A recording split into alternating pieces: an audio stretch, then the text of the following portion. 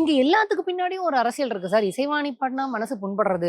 ஆனா திருச்சி கல்யாணராமன் பேசினா மனசு புண்படவே இல்லங்கிறதுக்கு பின்னாடி ஒரு அரசியல் இருக்கு இல்லையா? அப்புறம் ஜெயசுதாஸ் பாடினா நான் ஏத்துப்பேன். ஆனா இசைவாணி பாடினா நான் ஏத்துக்க மாட்டேன் அப்படின்னு சொல்றதுக்கு பின்னாடி ஒரு அரசியல் இருக்கு இல்லையா? இங்க எல்லாத்துக்கு பின்னாடி ஒரு அரசியல் இருக்கு. அத வந்து அவங்க பேசுறாங்க. நான் அததான் திரும்ப கேட்கிறேன். நீங்க எல்லாரும் ஏன் போராடி இந்த கோயிலுக்குள்ள வந்தீங்க? ஏன் நாங்கெல்லாம் சாஸ்திரத்தை மீறி இதுங்க பரவாயில்ல வந்தா பரவாயில்ல அப்படின்னு ஏன் விட்டோம்? இதுக்கு பின்னாடி ஒரு அரசியல் இருக்கு. ஏன் சார் போராட்டம் பண்ணி வந்தீங்க? ஏன் சார் நாடார்கள் அவ்வளவு பேர் உயிரை விடணும் கோவில் நுழைவு போராட்டத்துக்காக? அவங்க தான் அந்த முதல்ல தொடங்குறாங்க. கோவில் நுழைவு போராட்டங்கிறது அந்த சமூகம் தான் தொடங்குது. பல பேர் உயிர் விட்டுருக்காங்க. பல பேர் அடிச்சு கொல்லப்பட்டிருக்காங்க. யாரால்? அதெல்லாம் பேசணும். பேசினா சங்கிகள் மனசு புண்படும். நான் பேச தயாரா இருக்கிறேன். ஏன் நீங்க வந்து அந்த உரிமையெல்லாம் இல்லாத போது ஏன் அதுக்கு மட்டும் உரிமை கேட்டீங்க? இப்ப பெண்கள் உரிமை கேட்டா மட்டும் உங்களுக்கு எல்லாம் ஒட்டுமொத்த சமூகத்திற்கும் பதட்டமா இருக்கு. ஏன் பெண்கள் உரிமை கேட்க கூடாதா?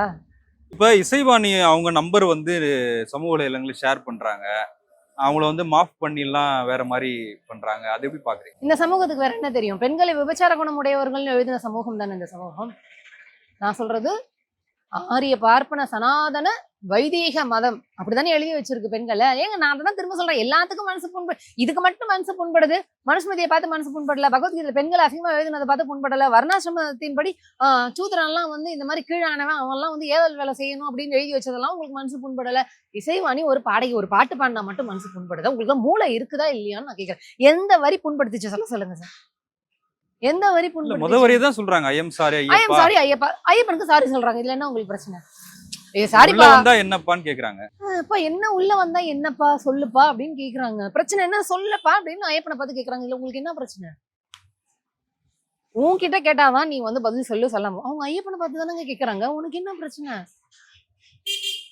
சாரிப்பா ஏன்பா இப்படி பண்ணிட்ட அப்படின்னு நான் உங்களை ஒண்ணு கேக்குறேன்னு வச்சுக்கோங்களேன். அது மாதிரி அவங்க கேக்குறாங்க. ஐயப்பா என்னப்பா சாரிப்பா இது மாதிரி நீ ஏன்பா இப்படி பண்ணிட்ட? நான் உள்ள வந்தா என்னப்பா அப்படின்னு கேக்குறாங்க. இல்ல அந்த கோயிலுக்குன்னு ஒரு மரபு இருக்கு சார். அப்படிதான் சார் எல்லா கோவிலுக்கும் ஒரு மரபு இருந்துச்சு. ஏன் சார் மீறி உள்ள வந்தீங்க? இதுக்கு பதில் சொன்னீங்கன்னா அதுக்கு பதில் தெரிஞ்சிடும் சார்.